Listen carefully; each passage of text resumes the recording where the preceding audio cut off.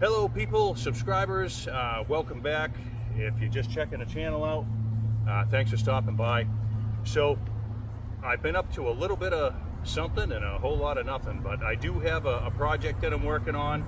I'll get into a couple of saw things a little later on in the video, but if you're interested in what I've been up to, stick with me. So you might be wondering what all this stuff is right here. Or you might not be wondering what it is. All right, but I have stuff everywhere. Let's go check out the project I'm working on. So we got a 2500 GMC here, 2014 with an 8-foot Fisher plow. And I'll show you, we'll take a look in the back here. Let me see here. If you can kind of guess what's going on here.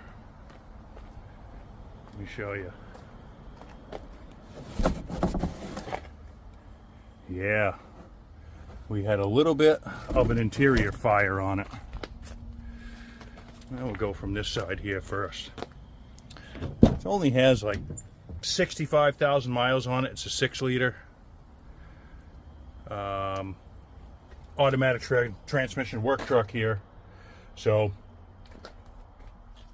there's where the fire started, a little bit in the door panel, and burnt the seat headliner. So I pretty much stripped everything out and gave it a quick cleaning. Obviously I did not switch the dash out.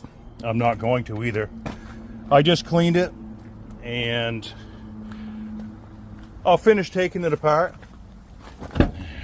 And I got a couple of cans of the correct silver spray paint, and once all this stuff is out, I'll just take and give it a quick spray. That'll seal some of the smoke smell, but it really doesn't even smell now that I cleaned it up just a tad. This stuff I'll use the carpet cleaner and stuff with. But anyhow, yeah, it's summertime. It was 90-something degrees. I was in the salvage yard and stripping out a truck right in the hot sun. Even this, cleaning it, man, it was hot. Sweat pouring off me. But anyhow, let's go check out the saw project. So I got a 028 AV Super Wood Boss. It's not mine. I'm doing it for somebody, but it really has had very little use.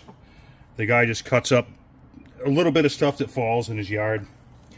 It's already been vacuumed and pressure tested. I'm still going to pull the cylinder off and take a look at it, because these older saws with the oil, they build up the carbon, and they, you know, the rings kind of get clogged up. And anyways, this looks pretty decent. So I am going to go with the Pharmatech seals, which I probably should just go with OEM, but I'll give them a try. They're pretty decent.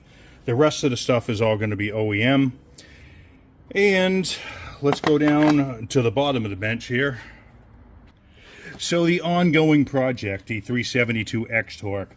This is a different cylinder that my friend Scott passed on to me. He switched his over to a regular original. Put a highway or something top end kit on it, which I planned on doing with my X Torque. Now this is nasty. It needs a little more aluminum, the aluminum transfer taken off.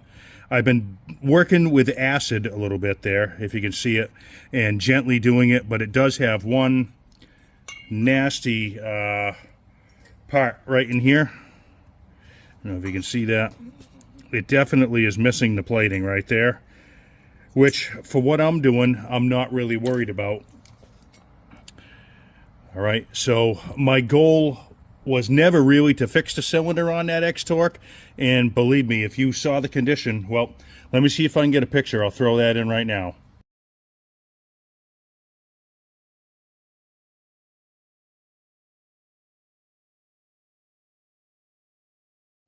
Yeah, so that doesn't look too good, does it? But the whole reason behind fixing this cylinder, getting it so I can kind of run it, I picked up this right here. Okay, let me unwrap this here. A lot of you guys know what this is. All right, so I got the squish band cutter, and I believe 50, 52, 54. I believe that's what the spaces are. So my plan with the one that's on the saw and this one, my basic goal is just to learn kind of how to use this and goof around and start playing with more stuff. The saw, if you watched it in the other video, it didn't cut real well on that big stuff, but I run my rakers really low. If I'm just cutting cordwood at my house, which is, you know, anywhere from 8 to, you know, 16, 18 inches, the thing works great, but that 372 X-Torque with the condition of the cylinder definitely doesn't like the low rakers. All right, so I apologize. There was going to be more to this video. Something that I really couldn't gain access to right now. Something that's going to be coming to my shop pretty soon. Something to advance or learn a little bit more on the saws I'm building. And again, these are all my own. I'm not promoting myself as a saw builder. This is all just stuff that I'm having fun with. So anyhow, there's lots of videos on some saws that I've done for myself. If you guys are interested, if you want to like, comment, subscribe, I really appreciate it. So I know it's been a while since I've done anything as far as videos, but I'm still here and working on things. So as always, I appreciate you guys tuning in, and thanks for watching.